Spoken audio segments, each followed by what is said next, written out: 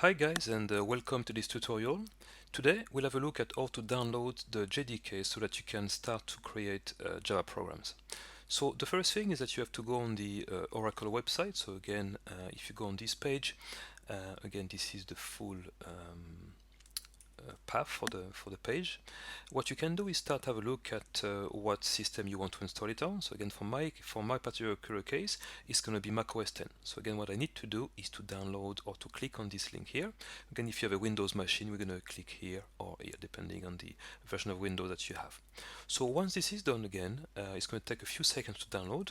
Once you have it, again, what I've decided is to download this software here on my desktop in a folder called Programming Fundamentals. So once I have this software, I just need to double click on it. And once this is done, I just follow the instructions. So again, I click on Continue, Install, again enter your password if need be, and then it's going to write the files for you. So what it will do, it will actually install a lot of different files for you, including the Java virtual machine and all different libraries that you will need to program in Java. So once this is done, you can close. And there are a few things that you should be able to see now. So the first thing is that it has been downloaded. The second thing is that we might need to check the version that has been downloaded. So again, if I check here, if I go basically so on a Windows machine, if I go on this folder here, so again I'm going to Library and Java, I will see that I've got several versions. So again I've got 1.6, 11, you have two different 8 versions there. So what I might need to do, if you are in this situation that basically you have several versions, you can delete them. So now let me show you, you can see which one is the most up to date. So if I go to terminal here and type Java minus version, it will tell me basically that I have a version 11 installed.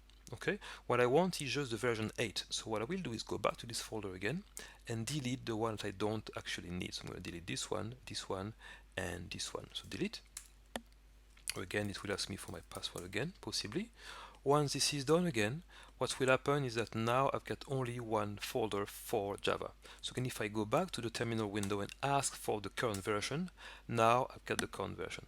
Okay, which shows 1.8, which is the version 8. Okay, so again, something to bear in mind that again, if you have several versions installed, but you only want one to be installed and to be installed properly, you can delete the previous versions. And again, for to do that on Windows, again, there are a few notes available online. But again, if you want to do it on the Windows machine, on the Mac machine, sorry, what you can do is again go to the folder called Library, and then basically in the Library folder, make sure that you delete the folder that you don't need, which means that now you have a proper version. Again, if you open the terminal window on the Mac, it's quite similar as well. You type Java minus version, it will tell you basically the version that you have installed at the moment. So right now it's 1.8, which is your version 8, and again, this is because I've actually removed or deleted the previous version.